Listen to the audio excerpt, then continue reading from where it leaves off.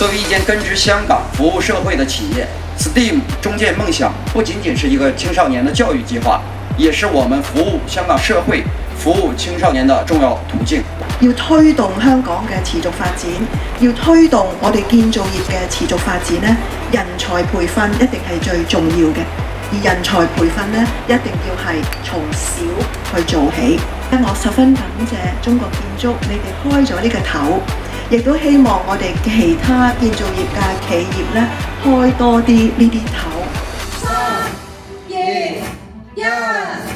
咁我哋嘅願景咧係希望凝聚到香港嘅智慧啦，同時間亦都有國際嘅視野，去融入我哋國家發展嘅大局呢個理念。去搭建一個有特色嘅 STEAM 學習平台，培養咧兼備創新能力同埋了解過程嘅新一代，令到青少年咧喺本書以外咧有更多機會接觸到一啲真實嘅場景。我哋而家 STEM 中建夢想咧就係想係為啟發大家喺未來嗰5年規劃當中咧，小朋友去裝備自己，起碼有呢個興趣嘅建立。我哋可以做嘅，而家呢一度埋一個種子落去，希望將來咧佢哋可以成為參天大樹。咁希望將呢件事咧成為香港所有學生都有機會參與嘅。但係當然啦，我哋一間企業有幾多能力咧，係嘛？都希望成個社會我哋拋磚引玉，希望大家一齊做。小朋友喺成長嘅路上咧，有多啲唔同嘅體驗。有多啲唔同嘅體驗，佢哋更加叻。咁下一代咁叻咧，我哋社會自然好啦。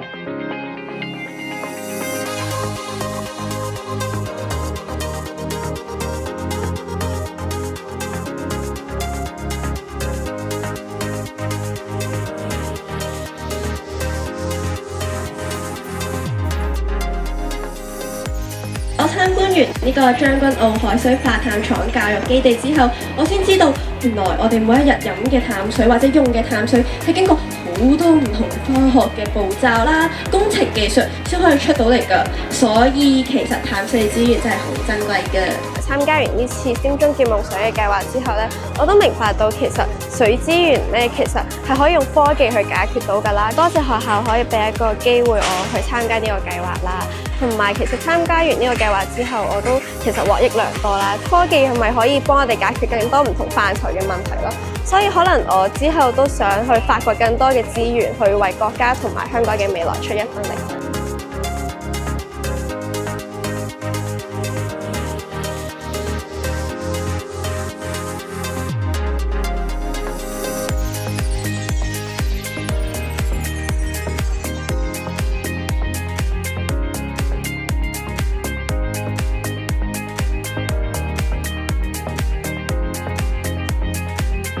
其實喺呢一個活動上邊咧，我哋都係希望透過我哋元朗防洪壩及明渠改善計劃啦，裏邊嘅一啲嘅防洪知識都可以帶到俾啲學生啦。你而家所見到嘅唔單止係一個工程咁簡單，亦都係咧我哋社會對未來安全嘅承諾。最希望學生真係要珍惜水資源，因為其實水資源真係嚟之不易，由源頭送到去你嘅屋企，當中可能已經有數十萬個步驟。